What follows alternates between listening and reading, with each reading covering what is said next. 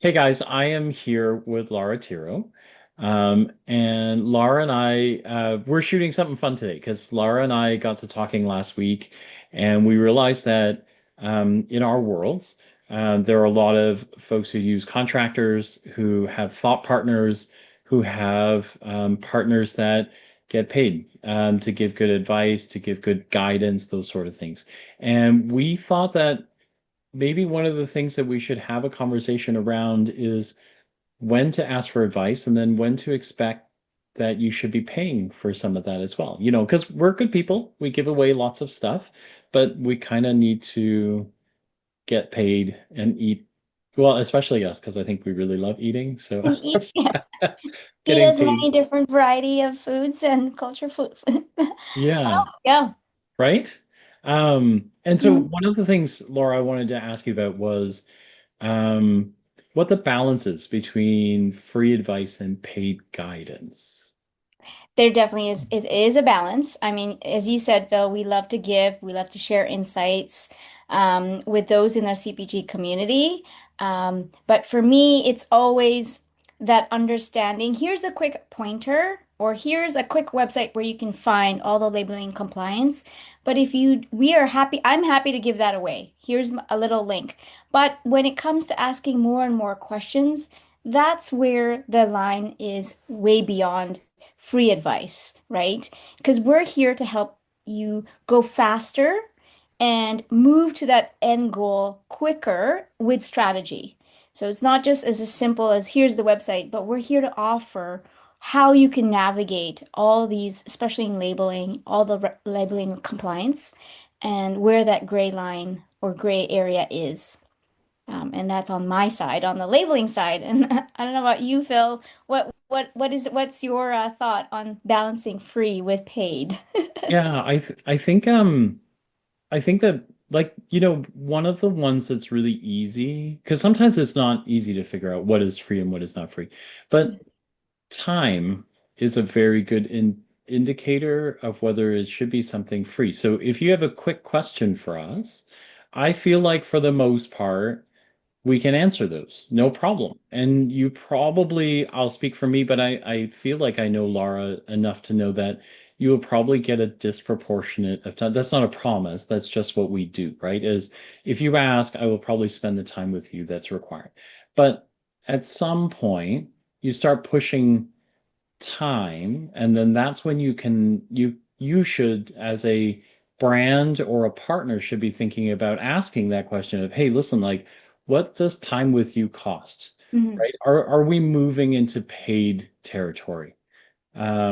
Is probably, for me, that's a really key one, I think, because like what we know is what we know, but it does take time, right? And then time is the thing that we all need a lot of. Yes, because I don't know Yeah. about you, Phil. I like to go down rabbit holes. Like if there's an area that I'm like, oh, I want to share this, I want to do this. And of course it takes up my time. And I love sharing that, but I agree. I think just being honest and transparent about asking that question, how much is your rate or what can I expect if we Yeah. go into a partnership? And that's really what we are. We're partners, we're thought partners, we're accelerators. We help you get to that end goal faster because we've gone through years of experience. We've literally blood, sweat, and tears is what I always say. I can conjure Yes. so many experiences and case studies and examples where, oh, we failed, and I know how to help you get past failure. Yeah, I think that's important. I think the other one that I guess I wanted to kind of pick your brain. Oh wait, I've lost it. I think the other advice I'd have for people, and then Laura, tell me how you feel. But I think the other thing that I have advice is ask us about where you can save some money. So we are we are human beings. We realize that, and we're both contractors, right? So we both run businesses where Lara and I talk about free things. What can we get for free and what can we get for free, right? And there are cost-effective ways of doing things. Nobody's printing money anywhere. So I think one of the things that is could be really valuable for you is to ask us what should I be doing and what should I hire you for? Right? Because there's some things that I'm sure I would tell people you should do that yourself. Do this and then come back and see me. Right? And then I'll help you with it because this part's hard and you're not going to love it. So you should pay someone because that stuff's hard and you won't like it and it's hard to do.